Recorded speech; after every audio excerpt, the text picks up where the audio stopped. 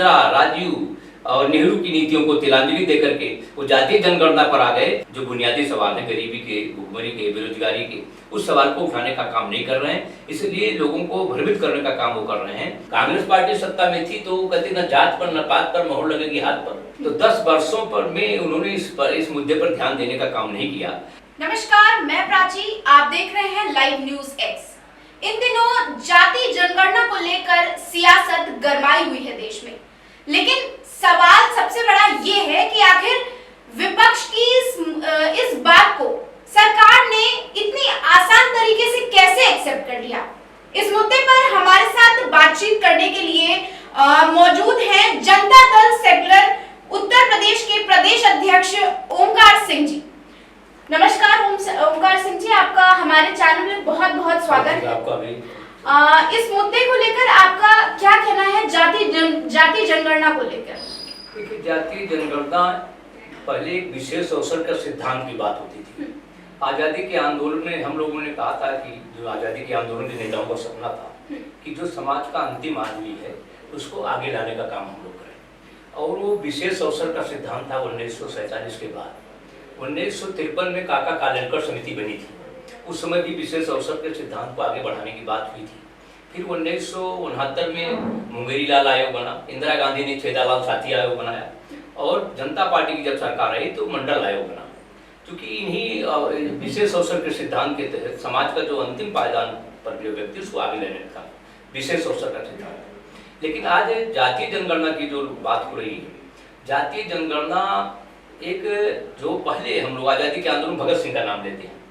भगत सिंह ने सबसे पहले कहा था शोषण विहीन, वर्ग विहीन, जात विहीन समाज की स्थापना उन्होंने कल्पना की थी, और वो अपनी पहली जो पार्टी नहीं बनाई थी सोशलिस्ट आर्मी करके, उसमें इसी को पहला उनका लाइन था कि शोषण विहीन, वर्ग विहीन, जात विहीन समाज की स्थापना का। आज देश में चूंकि जो विपक्ष पार्टी, जो कांग्रेस पार्टी हो या समाजवादी पार्टी हो या अखिलेश यादव जी की पार्टी हो, ये सारी पार्टियां आज़ादी के आंदोलन की विरासत को आगे बढ़ाने का काम कर रहे हैं। और आज़ादी के आंदोलन में शोषण विहीन, वर्ग विहीन, जात विहीन समाज की स्थापना की भगत सिंह ने बात कही, यही गांधी जी ने बात कही, यही आचार्य नरेंद्र ने बात कही, यही जयप्रकाश नारायण ने बात कही, यही बाबा साहब ने कहा।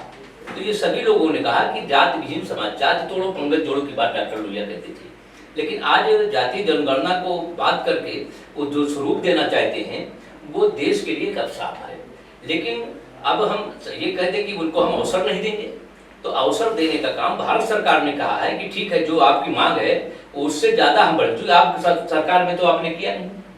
कांग्रेस पार्टी सत्ता में थी तो वो कहते न जात पर न पात पर मोहर लगेगी हाथ पर, ये डॉक्टर लोहिया कहते थे जाति तोड़ो पंगत तोड़ो। और पूरा समाजवादी आंदोलन जो समाजवादी पार्टी है, इसके इतिहास को पढ़ें, 1934 से लेकर 1984 तक 50 साल का समाजवादी आंदोलन जो था, उसमें शोषण विहीन, वर्ग विहीन, जात विहीन समाज की बात कही। गौतम बुद्ध ने भी कहा समतामूलक समाज, सामाजिक गैर बराबरी का, यही आचार्य नरेंद्र देव ने कहा, यही मार्क्स ने कहा, यही जयप्रकाश ने कहा। उसी आंदोलन को हम लोग आगे बढ़ाने का काम कर रहे थे। लेकिन जातीय जनगणना से विद्वेष नहीं फैलेगा। जो पीडीए के साथी हैं, जिनको पीडीए की बात कर रहे हैं, उसमें पीडीए के लिए शुरू से हम लोगों ने विशेष अवसर का सिद्धांत बनाने का काम किया। लेकिन जब ये सत्ता में आए तो परिवार से ऊपर नहीं उठे। तो जातीय संगठन या जातीय जो परिवार की पार्टियां हैं, वो एक शॉर्टकट रास्ता अपना करके ये दिखाना चाहती हैं कि हमारी जीत है, जबकि ये इसके खिलाफ थे लोग जब ये सत्ता में थे, और इससे इनको कोई फायदा नहीं मिलने वाला। अच्छा, ये बताइए, हमारा आपसे दूसरा सवाल ये है कि सिद्धरमैया सरकार ने जब कर्नाटक में जातीय जनगणना की थी, तब आपकी पार्टी के अध्यक्ष देवगौड़ जी उन्होंने इसका विरोध किया था, तो आज आखिर समर्थन क्यों कर रहे हैं? देवगौड़ा जी ने अभी पार्लियामेंट में कहा जी कि अब समय आ गया है कि आर्थिक आधार पर आरक्षण की व्यवस्था लागू। देवगौड़ा जी के शुरू से कल्पना थी। देवगौड़ा जी 1962 में 28 साल की उम्र में वो एमएलए हो गए थे, और आज वो 93 साल के हो गए। और वो जो उनकी सोच है वो आम आदमी की बुनियादी सवालों पर उस पर नीतियां बनाने का काम उन्होंने मुख्यमंत्री की हैसियत से किया और प्रधानमंत्री की हैसियत से किया।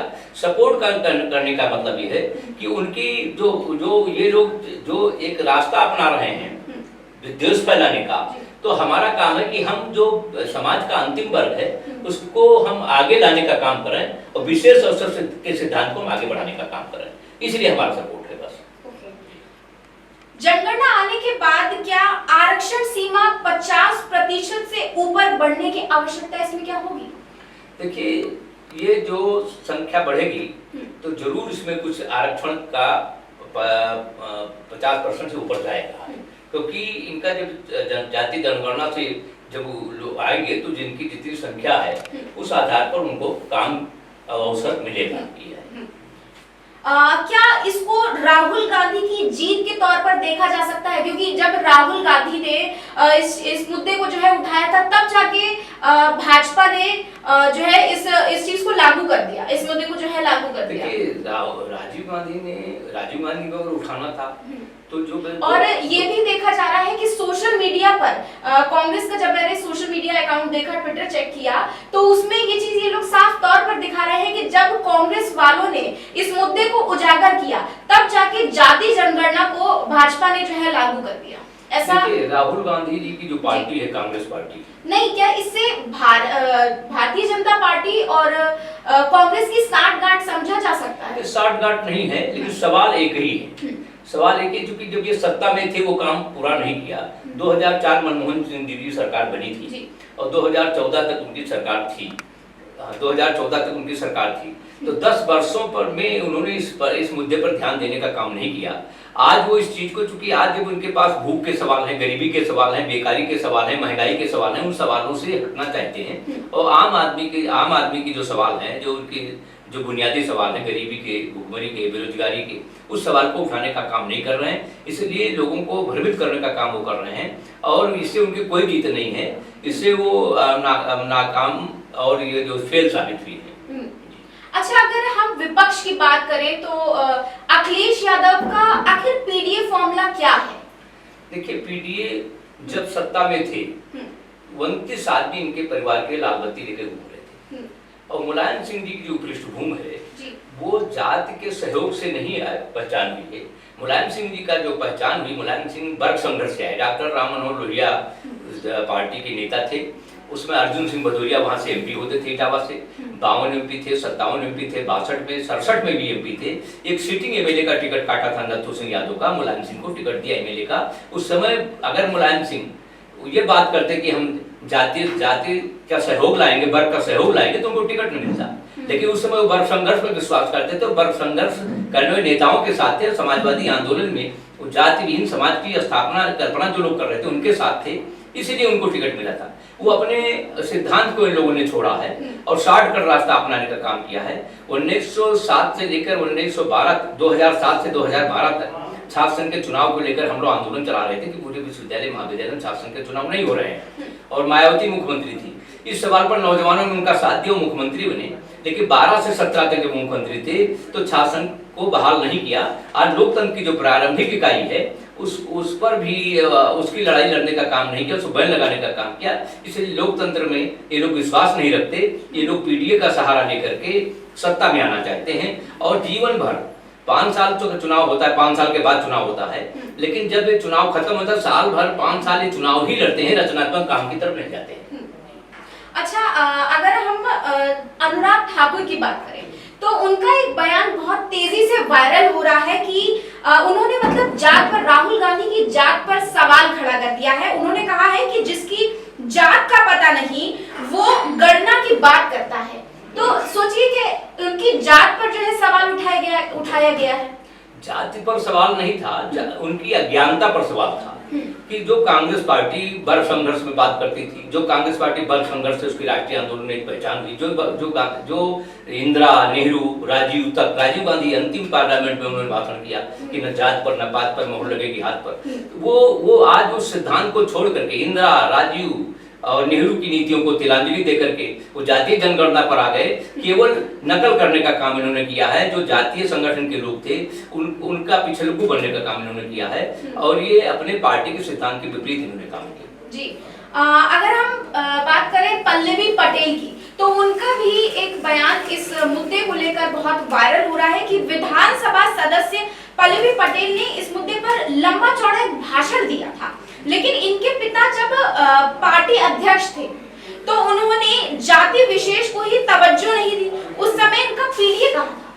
देखिए, सोनेलाल पटेल जी हम लोग के मित्र रहे सोनीलाल पटेल जी जब बहुजन समाज पार्टी से निकाले गए थे तो हम लोग चाहते थे कि मूल्यों की राजनीति करें। हम लोगों के साथ में उनके घर में गया था और चंद्रशेखर जी से हम लोगों ने बात कराई थी कि हम लोग जनता पार्टी में एक साथ काम करें, लेकिन वो फिर उन्होंने एक नई पार्टी बनाई।